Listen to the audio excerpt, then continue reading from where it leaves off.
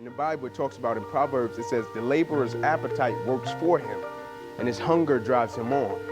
The laborer's appetite works for him, and his hunger drives him on. And so my question to you all is, what's your appetite for winning? Because if you have an appetite for winning, your hunger will drive you every day. I was willing to give my life for this game. I gave my life for this game, and I'm still here, and I don't regret it one bit. Because whether you make it to the NFL or not may be inconsequential in God's plan for your life. But if you have what it takes to be that player, you're going to be okay in life because of the work that you put in. Because the attitude, the motivation, the inspiration, the drive that you put into the game, the heart, is going to carry you over into every aspect of your life. You see, my spirit, my mindset, it never changed. It never changed when I could no longer use my right arm and I had to go through life with my left hand and I had to go back to school and learn how to write all over with my left hand. My spirit, my attitude never changed. And so I didn't worry. I know who I am as a man. I know the spirit I possess as a man. I know I don't quit. I'm a fighter, man. I'm a warrior, man. There's still this thing inside of me that says, man, you know, at one point, I love that. You know, I could really do that. You know, that's what I sat in the park with my mother doing when she struggled. That was my mother's hope. My family struggled. That was their hope. You know, all my family had at one point was me going to college. That's all they talked about. We were coming up in a 2-bedroom home, 14 of us in Atlanta. I used to sleep on the floor. I would sleep in the bed. There would be 6 of us in the bed, 3 at the foot, 3 at the head. And I was the first person to go to college. And that was all they had, man.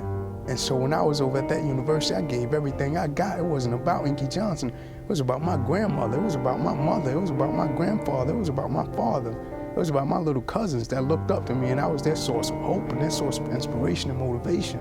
And to have to let something like that go, to have to let it ride, that wasn't the easiest thing in the world, man.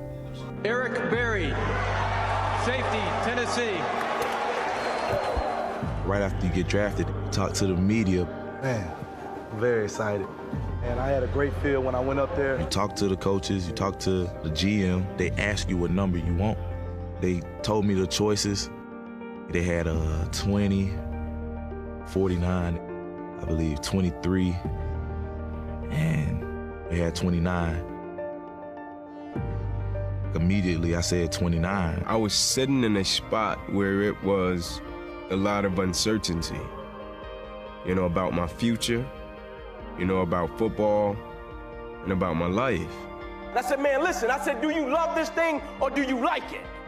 Because when you love it, you approach it totally different. Your mindset is totally different. Your sacrifice is totally different. Your dedication is totally different. Your commitment to the game is totally different. You know, I always looked at the guys that I played with like my brothers.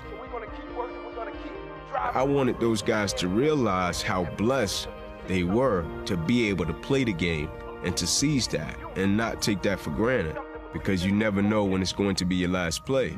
I chased this dream and I chased it with everything that I had. And I didn't get the opportunity to see that take shape.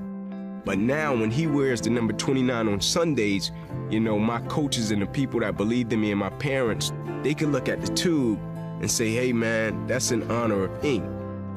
So that means the world to me, man. I know what he would do if he was able to put that jersey on and go out there and play ball. And every time I put it on, I represent him. I hit the 2, I hit the 9, and I salute him.